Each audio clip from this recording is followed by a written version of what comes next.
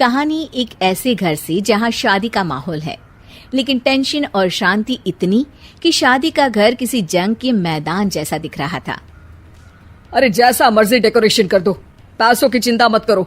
इतना पैसा जब लड़के वालों को दे दिया तो फूल वालों को देने में मुझे क्या दिक्कत है? अरे धीरे बोलो ना, साफ लग रहा है कि फ्रस्ट्रेटेड हो।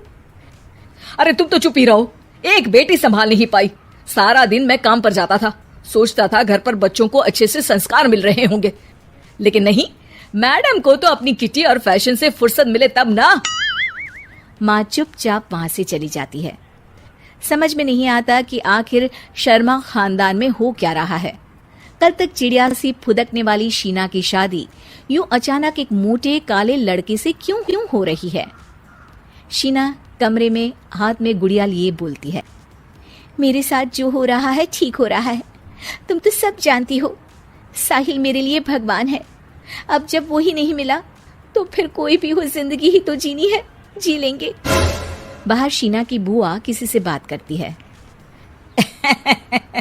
अरे मोटा नहीं, उसे तो खाते पीते घर का कहते हैं। अब ओबेरॉय का नाम भी किसी को बताने वाली बात है। उनका इकलौता लड़का तो करोड़ों की सामी तो है ही।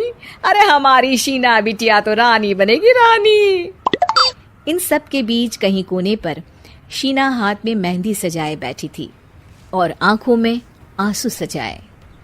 और वो समय भी आ जाता है जब शीना मंडप के नीचे हाथ में वरमाला लिए खड़ी होती है, लेकिन तभी अफरा तफरी मच जाती है। कोई कहता है, अरे लड़के की माँ को हार्ट अटैक आ गया। अरे अच्छी खासी थी, कैसे हो गया? अरे कहते हैं ना, किसी किसी लड़की के पैर अच्छे नहीं होते, हो सकता है कि मनहूस है ये लड़की। शीना पास खड़ी सब सुन रही थी। फिर शीना अपने कमरे में आ जाती है। शादी ये कहकर नहीं होती कि लड़की मनहूस है। अब लगातार शीना के लिए लड़के देखने आते, लेकिन आस पड़ोस या किसी के कहने पर शादी हर बार टूट जाती। लेकिन एक दिन, अंकल, मैं काफी दिनों से आपसे मिलने की कोशिश कर रहा था, लेकिन हिम्मत नहीं हो पा रही थी। अरे बेटा, हिम्मत तो हमारी टूटी पड़ी है। वैसे कौन हो तुम? मेरा नाम साहिल है अंकल। मैं शीना से प्यार करता हूँ और उसी से शादी करना चाहता हूँ।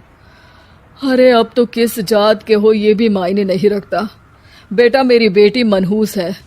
ये सब कहते हैं कि इसीलिए उसकी शादी नहीं हो पा रही। अगर तुम शादी करने को तैयार हो तो ठीक है। शीना की शादी साहिल से हो जाती है। अगले दिन साहिल की माँ का देहांत हो जाता है और एक बार फिर लोग शीना को अपशकुनी कहने लगते हैं।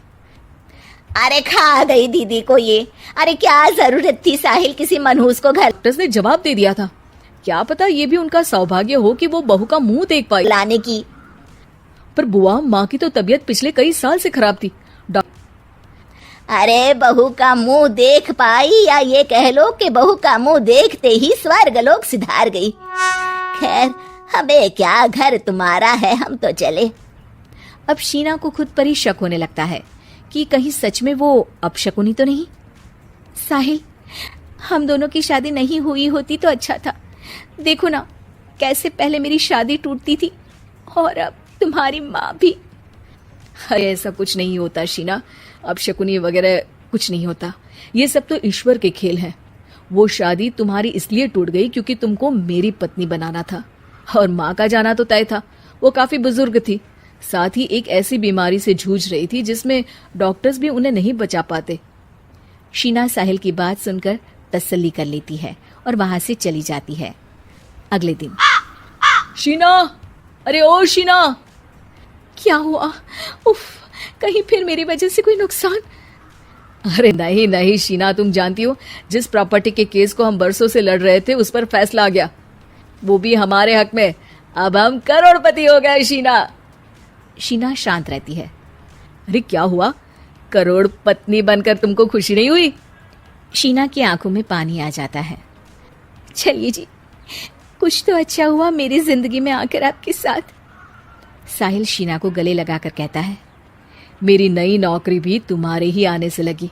ये प्रॉपर्टी का केस जीता, सब कुछ तो तुम्हारे आने के बाद ही हुआ। फिर तुम मनहूस कैसे? ये सुनकर शीना खुश हो जाती है।